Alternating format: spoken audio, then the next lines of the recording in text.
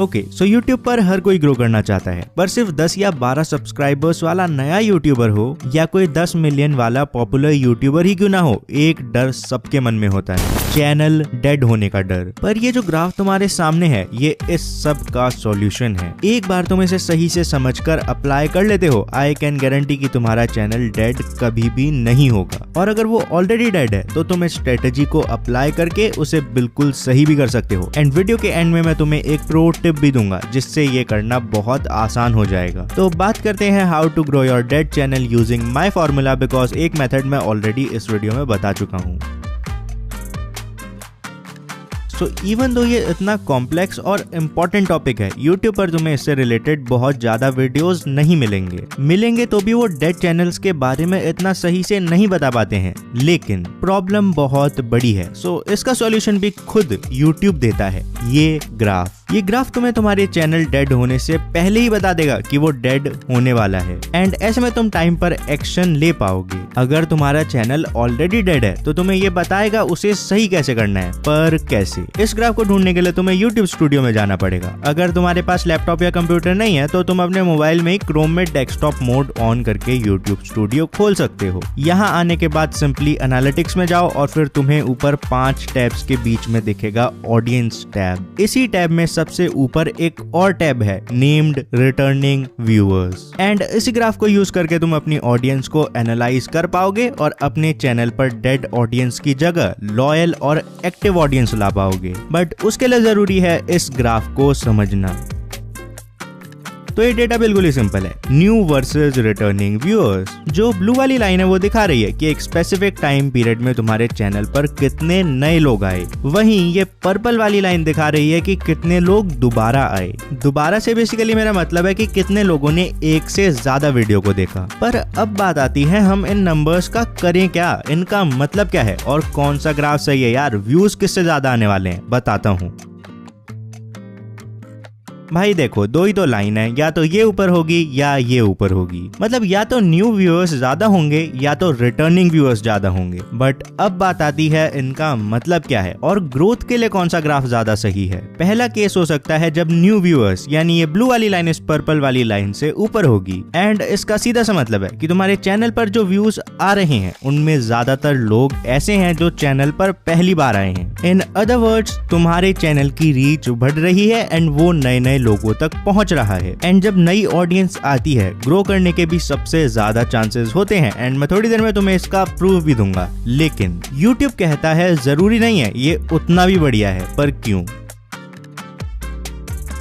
देखो, एक तरफ तो चैनल को ग्रो करने के लिए न्यू व्यूअर्स काफी जरूरी हैं, और कई टाइप के कंटेंट तो होते ही ऐसे हैं जहां न्यू व्यूअर्स ही मेन होते हैं। एग्जांपल के लिए तुम कोई भी ट्यूटोरियल चैनल ले सकते हो, या इवन कई न्यूज चैनल्स पर भी ज्यादातर व्यूज नई ऑडियंस से ही आते हैं। अब अगर उनकी स्ट्रेटेजी ही न्यू व्यूअर्स को टारगेट करना है तो अलग बात है, वरना अगर तुम एक नॉर्मल चैनल हो तो लॉन्ग टर्म में तुम्हें इसका बहुत नुकसान हो सकता है। पर कैसे? इसके लिए तुम्हें जानना होगा न्यू व्यूअर्स मेनली 2 केसेस में आते हैं। 1 के बारे में डिटेल में बात करेंगे, पर 2 है कंटेंट टाइप। जैसे मैंने तुम्हें बताया, ट्यूटोरियल या हाउ टू चैनल्स में मैक्सिमम नए व्यूअर्स आते हैं, एंड यहाँ उन लोगों का एम बस अपनी प्रॉब्लम सॉल्व करना होता है। मान लो किसी को सीखना है हाउ टू ड्रिंक वाटर, तो वो ये वीडियो देखेगा और आगे बढ़ जाएगा। भाई एक बार पानी पीना आ गया तो वो इस चैनल को दोबारा क्यों ही देखेगा? तो ये था रीजन नंबर 2 कि एक तरफ तो नए लोग तुम्हारी वीडियो को डिस्कवर करेंगे, पर इन वीडियोस में रिटर्निंग व्यूअर्स उतने नहीं आ पाते हैं। पर एल्गोरो यूट्यूब पर तो व्यूज से मतलब है ना, हमें क्या मतलब वो नए लोग हैं या पुराने लोग, कोई नुकसान होता है क्या न्यू व्यूअर्स का? हाँ, काफी ज्यादा हो सकता है। पर कैसे?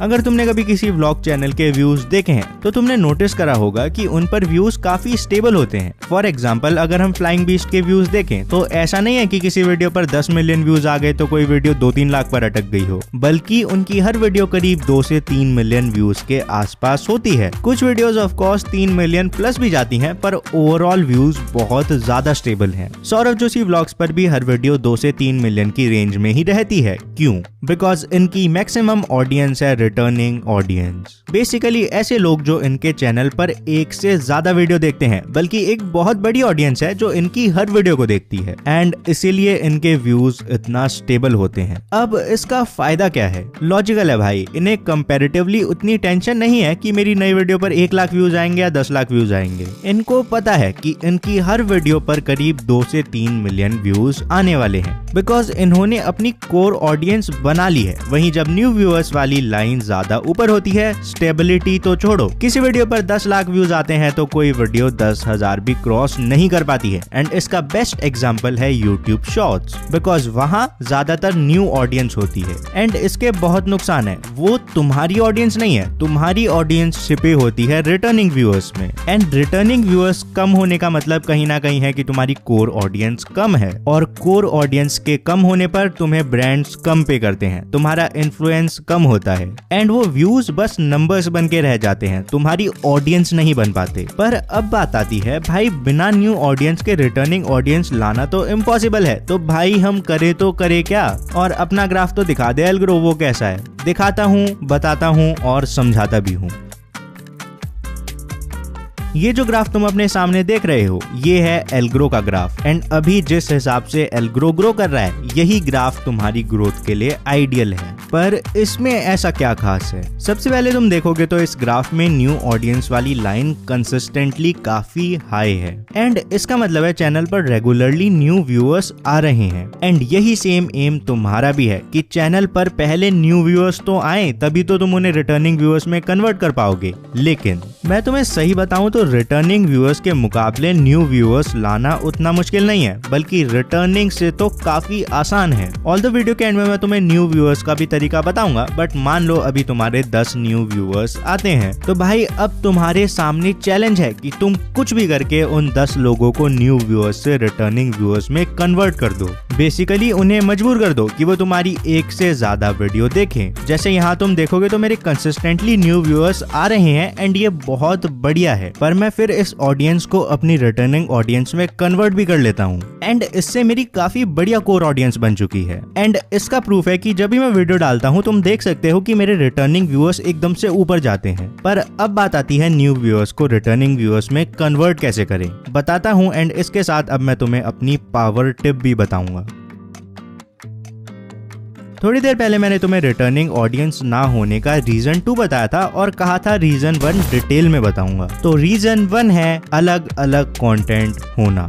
ये बात मैं कई बार कह चुका हूँ और फिर से रिपीट कर रहा हूँ। अगर तुम्हारे चैनल पर तुम कभी म्यूजिक वीडियो डालते हो तो कभी रोस्ट वीडियो, भाई चैनल नहीं चलने वाला है। ऐसे में उन वीडियोस में से एक आध पर तो व्यूज आ जाएंगे, शायद कुछ वीडियोस वायरल भी हो जाएं, बट अगर बाकी वीडियोस सिमिलर नहीं है, वो न्यू ऑडियंस कभी भी रिटर्निंग ऑडियंस नहीं बन पाएगी। तो अब बात आती है उन्हें रिटर्निंग ऑडियंस कैसे बनाएं। YouTube खुद कहता है ट्राई टू मेक सीरीज। जैसे YouTube पर एक चैनल है नेम्ड फिंग एंड वो कॉन्स्पिरेसी टाइप ऑफ कंटेंट के बारे में बात करता है। अब व्हाट ही डिड वाज उसने डार्क वेब के बारे में एक 3 पार्ट की सीरीज बनाई है। अब इससे होगा क्या कि अगर कोई पार्ट 2 देखता है तो चांसेस आर हाई वो पार्ट 1 और पार्ट 3 भी देखेगा। वो पार्ट 3 देखता है तो पार्ट 1 और पार्ट 2 भी देखेगा। हेंस कोई नया व्यूअर्स इन तीनों में से किसी भी वीडियो पर आएगा तो वो बाकी वीडियोस भी देखेगा एंड हेंस रिटर्निंग व्यूअर बन जाएगा। एंड ये था point number 1, make series of content. इससे होगा क्या, न्यू ऑडियंस की जो कोर प्रॉब्लम है, no reason to return to your channel, वो प्रॉब्लम सॉल्व हो जाएगी।